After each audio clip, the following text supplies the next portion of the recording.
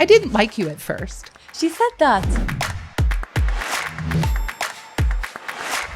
How does this align with the UAE's leadership vision to empower these students for world-class education? I would like to select 50 top students and make sure that they're admitted to the world's top 50 programs. And recently in June, the Ministry of Education released their new scholarship agenda. Okay. And students who will be admitted to the top 50 universities in the world in their field of interest. How do you empower these students to find their path? So I got a letter from a client who is going to go to a very predominant Ivy League university. And she said to me, "You've really changed my life. I didn't like you at first." She said that. But yes, she said, "You pushed me and you kept pushing me and you kept pushing me." And she said, in the end, when I thought back over the process, I realized why you did that. You just simply did not accept that I was just going to be second best, or I was going to give you any work that was not my very best. How can they connect with you?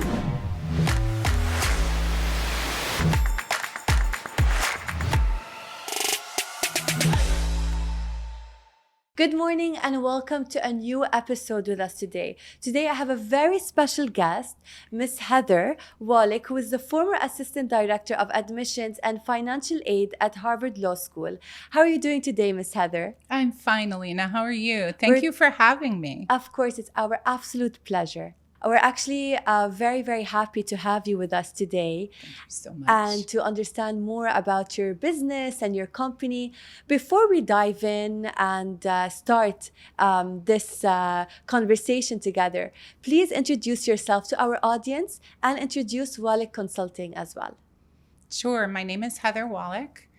And Wallick Consulting was conceived as a second business after my first business, Wallick Global Consulting, which helps students, I would say, achieve their educational aspirations through coaching, capacity building, and support. Our company was started in 2017. Our first company was started in 2017 in India. Where there was an abundance of human capital and great talent. And so we thought to launch the first business there. Okay. And then recently with some of the ministry's agenda here in the UAE and a need for expansion, a need for scale, we opened our business here as Wallick Consulting in the UAE. Interesting. So to our audience that are actually watching us today, if you want to talk about Wallick Consulting, so basically, let's talk more in details about it. So for example, if someone doesn't know where to head in their career, so you actually do coaching programs to people of multiple ages. It's not only related to students, correct? That's correct. So we coach probably between the ages of 14 and 41 right now. Okay. But it's not limited to college only. It can be undergraduate students who are starting their first college experience. Okay. Graduate students. So after your undergraduate studies, you may want to go into your professional degree, your master's, your cosmetology, your design degree, PhD, or even if you're thinking about a job shift. Interesting. So basically, you coach people to find themselves in their career, whether it was regardless whatever industry it is. What's your secret, let's say, recipe? And based on your knowledge and expertise, do you help guide these people to choose the right career path? Yeah, I think the one thing that I've learned in this business is that the most important thing is to work with the client's strengths. So with my undergraduate students, we do programs that will assist them in developing and understanding what their strengths are. For my graduate students, they have gotten a skill, hopefully in college, and deciding how to become an expert in one of those many things that they've studied. PhDs are trying to change how their fields are thought about and conceived. And the world is changing. 100%. Right? It's changing and moving forward very, very rapidly. So we teach our students how to cope with those challenges. And secret sauce, it's interesting that you said that, because I don't think that there is actually a secret. I think that more or less anybody could do what I do. I think the difference is that it has to be very sincere. It has to be very high touch. Dubai likes a lot about luxury, right? I see a lot of these luxury podcasts. Correct. And I think luxury in the coaching business is really about making yourself available and present, and making sure that your client knows how to reach you. And I also think you can make 1,000 recommendations, and you're supposed to. But I think it's very important that the client ultimately learns that they're making those recommendations for themselves, for their future. It's not about me, it's about them. Interesting. So to talk more about you yourself. So basically you're from the US. Yes. And then you started the business in India, or was the business already established in the US and you took it to India? No, so I originally came from workforce, like everyone. I was the former assistant director of admissions and financial aid at Harvard Law School for 2 years prior to starting the business. I had a 12-year engagement with Harvard, in Harvard Law School specifically, in various capacities. And I learned a lot about a lot. I mean, Harvard is an amazing place. It enrolls amazing students, all wanting to achieve amazing things. But at the point at which I left Harvard and started the business, I wanted to find places that both had business and had need. In the US, lots and lots of coaches like me for lots and lots of different subject areas. But not so much in India. At the invitation of a former student of mine who invited me to India, to whom I'm very grateful, actually. In 2016, I did a tour of India. I spoke at colleges and universities. I tried to see if the market was amenable to my style of coaching. I'm glad it was. Because there have been many success stories since then. Interesting. I want to ask you about these success stories. But before I ask you about the success stories, so now you're also available in the UAE for students that want to get into university, that don't know in which major to enroll in, and also, from your experience, you've enrolled based on the coaching programs that you had given these students. They went to amazing universities like Harvard and Yale and Stanford. For the UAE market, what got you to the UAE market? Yes, I think first and foremost, the Emirates and their leadership are very forward thinking. I think it's all around us. There is building, there is development, there is advancement, there is design, there is beauty. And I think that the rulers are to absolutely be commended for that vision and that leadership. And then recently, there was a notice from the Ministry of Education and Training. I don't know if it's exactly correct, but that Emirati students, they would like their Emirati scholarship holders to go to top 50. Correct. And so that is an area in which I'm fully qualified to serve the people of the Emirates specifically. And then for the expats who have made the UAE their home, well, I've done this already. As an expat in India, I've come into the market and coached. I think that I'm a people collector.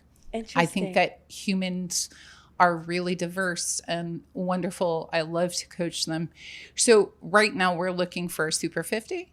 And I think that program looks for highly talented individuals from anywhere so that I can coach them into top 50 universities. I used to pitch top 100. I think my results have been very, very good in top 50. So with respect to the UAE, I think my offerings and coaching and assistance offerings are very in line with the Ministry of Education and Training's goals. And I think as far as global citizens of anywhere who happen to be watching this podcast, if you have a question, you can certainly get in touch with us from anywhere. I coach people in Pacific time and I coach people in Hong Kong. So we're kind of a 24-hour operation in my firm. So Heather, I want to ask you, if you could share more details about the Super 50 for 50 universities, like more details about how does this align with the UAE's leadership vision to empower these students for world-class education? Yes, thank you. That's a really exciting offering that we have now. I would like to select 50 top students and make sure that they're admitted to the world's top 50 programs. And recently in June, the Ministry of Education released their new scholarship agenda. Okay. And students who will be, and I think it's Emirati students only in this case, but students who will be admitted to the top 50 universities in the world in their field of interest. So that means that the program is both global and it's subject matter, no bar. So if you want to do an MBA, if you want to do law studies, if you like bioscience, if you like oceanography, if you like rock science, whatever it is, we would endeavor to help you get into the top 50 universities in your field. And so it's very exciting because it keeps my cohort diverse. And it's something that we're launching this year. So it'll be additional programs, additional support. Students should be at or near the top of their class already. I would say that it's probably the top 10% to top 15% where we could make the most impact. Although I think everybody should reach out for the Super 50 program. And I'm really excited to get more UAE students involved. Amazing. Thank you so much for sharing all of these details. I'm sure the audience that's watching us now are probably going to be asking the same question. How do you cope with the diversity of the students, of the clients that approach you? What are some challenges that you overcame or some experiences that you had to go through to ensure that no matter where they come from, they all have the same goal, which is to succeed? So what are some of the challenges that you overcame? Yes. The first one is having been an adjudicator for Harvard. Okay. You don't know what you don't know until you go and you see it firsthand. Okay. So you start to make some suppositions as an adjudicator and some generalizations when you're adjudicating from 3,000 kilometers away, right? And so you have to suspend and you have to be very, very grateful for being where you are. You have to understand the culture, understand why people are making choices the way they are. Yes. Understanding that in certain cultures, family advisory is paramount. So people will do precisely what their parents say to do. Others will go to friends. I remember one person saying, "Oh, Heather, India's a tough market. Nobody's going to pay for counseling." And because, you have ready counselors everywhere. You have your friends and you have your neighbors and you have the person down the street. And I said, okay, but I'm going to do it anyway. Because what's one more resource, right? But another resource. So one, know your market, know your culture. Working in another country also for me was a personal accomplishment because it is something that I've always wanted to do. Okay. Since I was very young. It wasn't in any particular country, but I felt with a degree in international relations, I should probably explore the world and live elsewhere. So you have to be in a scenario that's expat friendly. And I really find that in the UAE. It's not that I didn't find that in India, but I believe that the UAE really welcomes people from all over the world to come and try to make a life here and thrive and give to the society. It's also very safe. It's Of extremely safe. And so that's also important. So know the culture that you are coming in, and to the extent that you can adapt. I wouldn't say that you adapt your coaching style, though. Okay. I wouldn't say my coaching style changed. If it It's did, the same. yeah, my coaching style is the same. It's more, what do you want to do? How, and let's understand how we can get you there. I'm very direct. Okay. So I don't sugarcoat anything. Like an Olympic coach trying to prepare a gymnast for a gold medal, you have to do your backflips, and you just have to keep doing them, and you have to keep doing them. But I think that with support, I at least can provide a good start. And hopefully, if I can build trust with my client and they show up, I think it's also about showing up. I learned how to show up for which parents and for which students that needed extra services. Okay. I think that's important. And it just may be, I don't think it's always a cultural clash. I think it's sometimes more about the demands placed on the students. Sometimes it's more about how the student is reacting to the market and to the competition.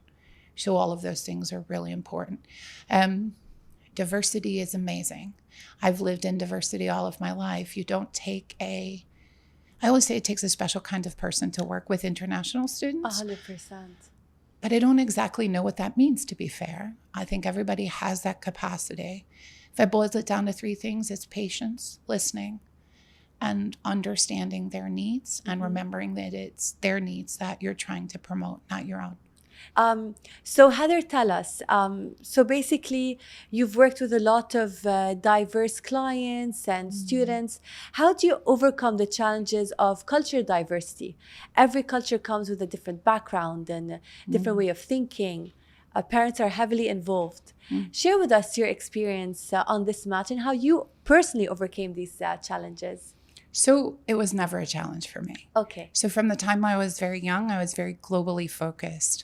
I think with my first interest in languages in high school to my degree in international relations at the 4th largest and most diverse U.S. university of the time, which was Boston University, I have always prepared myself for an international career. So the nuanced cultural issues never really came into the picture. After I went to Harvard, so before that, I don't think I have mentioned yet that I am a lawyer by trade, so the analytical abilities are there, and I primarily focused on U.S. immigration law, so that's a hot topic everywhere.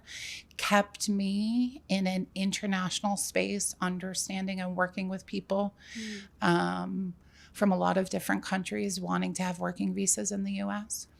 After I left law practice, I went to Harvard Law School's graduate program, where we have applicants from 90 different countries. We enrolled admitted students from 60 different countries. So I was constantly involved with an international cohort. And even in my own practice now, I have clients from 20 countries. Wow. So I'm not limiting my clientele or not espousing a particular expertise. Perhaps it's best to say that if you are aware and you can adjust very easily and you're responsive, I think that there shouldn't be any problems integrating into culture or answering any questions. Interesting. Yeah. Can you share some success stories? And also, how do you empower these students to find their path? So I got a letter recently from a client who is going to go to a very predominant Ivy League university. And she said to me, "You've really changed my life.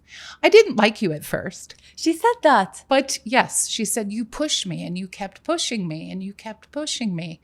And she said, in the end, when I thought back over the process, I realized why you did that. You just simply did not accept that I was just going to be second best, or I was going to give you any work that was not my very best. Wow. And so she said, you've really changed my life. I work with top students, like students who graduate from the best universities in the #1 position, and they come to me for coaching. And people find that a little strange because the perception is, or the bias is, people go to coaches who have a deficiency. Mm-hmm. And when you are a performance coach, the people that you can help the best are people who need just a little push. Okay. Just an additional sounding board.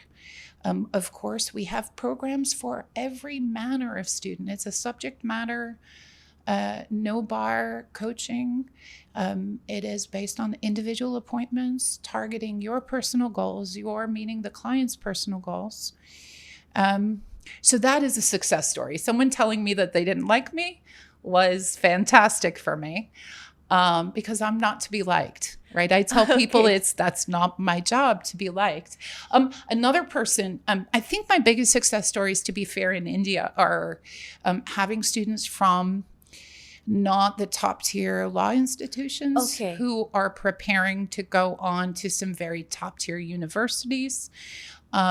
Those students, I think, benefit from multi-year coaching. Okay. And so really outlining and understanding your objectives early. So I've had people come to me in their first year, second year of law school. I am coaching now someone who's been with me for 6 years. He said, you watched me grow up. I said, yes, you're a fantastic lawyer now. Amazing. So I hope he'll be another success story. It is more about seeing people change. Good pieces of advice I have. Tell us, please. If you are ever tired or your professor is boring, sit in the middle seat in the front row. Why the middle seat in the front row? Because they will always see you. You may not sleep.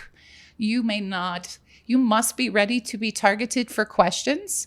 Middle seat, front row, right in front of where your professor is seated or looking the most. Please seat yourself there.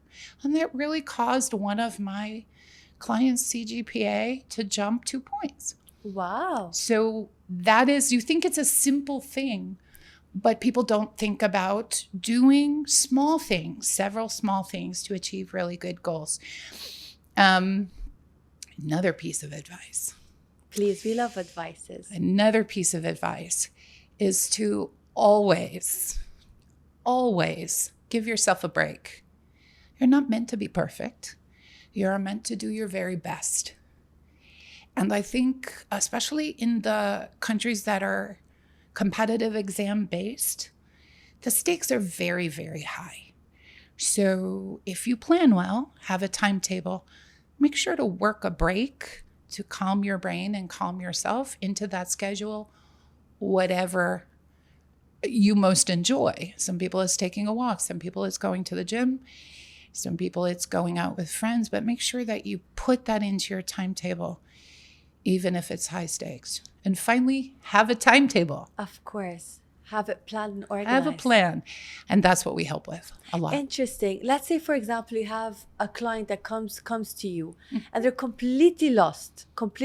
They started in one major, failed, went to the other, failed. They didn't really know exactly where their passion lies. So how do you direct these clients to get connected to what exactly do they need and want?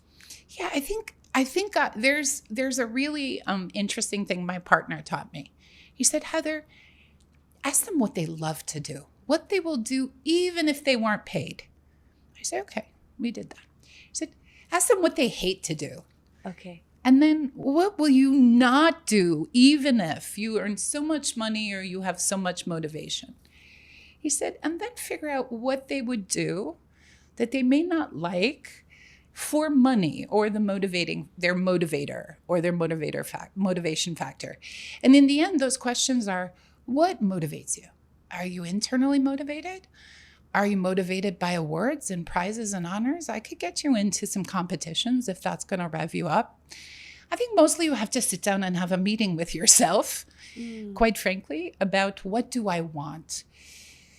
is the single hardest question for some people to answer. Of course. And so we walk you through exercises. We will sit and talk to you for hours. We will advise. I mean, at a certain point, I say I like to have my client drive the conversation because I want it to be generated from them. I think T-charts are a great idea where you put pros and cons of a decision on a piece of paper. But I think it is about being patient and understanding that everyone is different and unique. Everybody's profile is different. And you just try to serve them as best as you can. Let's talk more about the coaching programs. So the Sure. coaching programs, are they written courses? Are they monthly courses, yearly courses? So if you can tell us more details about, first of all, how can they connect with you? And Sure. second of all, what are the programs that you actually give to these clients that are actually lost and not really in tune with what they really want? Sure. So you can do a couple of different things. One is my coaching is always individualized and personalized. Okay. So you'll be coaching with me, and I give a half-hour free consultation just to see what the client needs. Okay. And then we decide whether there's a mutual click. I think it's important for you to click with your coach. And then it's usually weekly meetings, Okay. or monthly meetings, or bi-weekly meetings, depending on where you are in your progression. So if someone comes to me in class ninth, we'll meet with them once a month for the first 12 months, just to get a picture of how they are doing in their class ninth studies, help them develop an impact project, help them make sure that they're reading. That's important, class ninth. Out Please there, read. please read. Parents, please have your guide. children read. Kind of kids to read. And then at 10th, it will be that plus more. Many students will have board exams. Class 11, or in the UAE case, in many colleges, that would be class 12. Universities abroad will pay attention to those grades the most. So they will adjudicate your whole record before you have had your final board exams. Okay. And they will make your offers. And so I really, to go back to another question, I think this is a cultural difference, because in class 11, I think it's very important that people know that class 11 counts. Usually we have board exam driven educational systems where 9th kind of doesn't count. And then 10th, you study Yeah. for the national board exam. And then 11th again may not, in their mind, count. Is during this time you need to do extracurricular activities. You need to embrace what major that you might be doing, and you need to tailor your energy. You could only do so much during that time, but plug for class 11. So my firm will tailor your coaching plan for you, however many hours you need. And then to get in touch with me, it's info@wallickconsulting.com. info@wallickconsulting.com. The UAE is a very competitive market itself. Yes. There's a lot of competition. So how does Wallick Consulting stand out from the competition?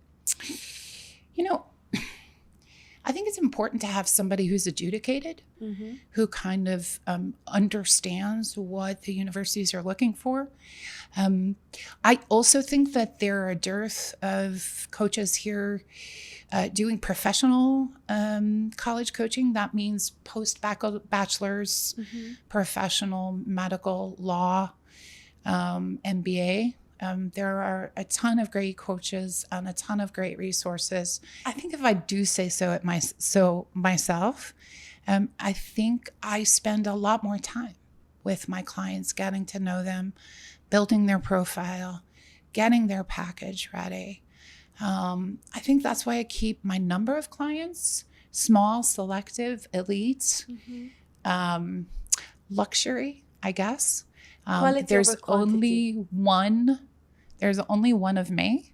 And even if I expand and I'll hire some great coaches in the future, Yeah. I think to get to me, it's because I'm unique. I'm qualified. I also adjudicated for Harvard. Of course. And it's a great academic program that demands excellence. People confuse that because that really doesn't mean I can get their child into Harvard, but I do know what it is to work at that tier. The question I always like to ask founders, CEOs, where do you see Wallick Consulting in the next few years? I think the edtech market is booming. I think we would really like to democratize education a little more, or contribute to the democratization of education. Some people have often said, well, I mean, you charge so much money and you are a luxury item. How do you plan to do that? I think there are great opportunities to incorporate AI into advising.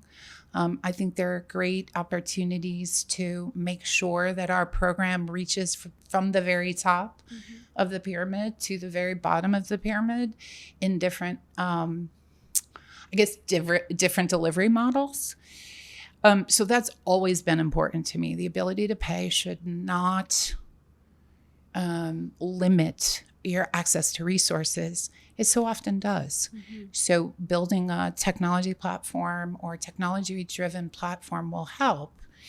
Because if you can't get me, as I'm just one person, you should get advice that is reasonably sound. I think there are a lot of companies coming into the market, and that is generic advice, right? So when I first entered the market, I thought that the problem was an abundance of 1,000 websites, all purporting to be counselors. That's hyperbole, like an exaggeration. But I do feel that AI is really going to help level the playing field for advice. And I believe it's already started doing so in certain segments, right? There's a very young group of entrepreneurs who are using AI to make sure everybody has access to coaching. And I think those people are fantastic. I think it's super important that we don't miss this opportunity. Interesting. I will definitely ensure that over the next couple of years, I will definitely have you again with me on GN Talks. Oh, that would be so nice. Yes, and we will see where Wallick Consulting headed towards too. But I'm sure that it's going to be a definitely very fruitful journey and successful journey. I can clearly see the passion in your eyes when you're talking about the students. What are the last three words that you would tell students as someone that coached these students, 3 words of advice to them to find their own path? Start early, try, and I think probably the last one is believe in yourself, is believe. So early, try, believe. Amazing. I like that. Is there any final message that you would like to share with our audience that are watching us today? I wanted to thank you for having me first. I think this is a fantastic opportunity. We have the beautiful Dubai skyline in the background, and I have greatly enjoyed this time with you. We are here, and it is the start of the academic year. So if you don't have a coach yet, I would hope that you would consider our firm, Wallick Consulting. And I guess there will be some information in the comments area. Also, I think it's never too late to start. That's the other point I wanted to make. People think, families think, oh, am I too late? It's never too late to start to think about your career. I think finally, just keep dreaming. Dubai is a great place to dream. And all over the Emirates, each of the Emirates have really unique qualities.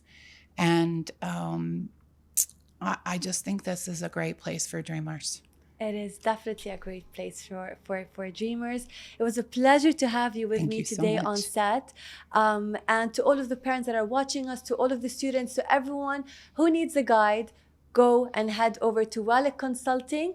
The email address is here, and definitely connect with Heather, and she will definitely give you a very personalized program to you and to your kids and to anyone who's lost. Well, it was the end of today's episode. Thank you once again, Heather, for being with us. Thank you so much. And to the audience that are actually watching us, stay tuned to another upcoming episode with another well-established business in the UAE and globally. Take care.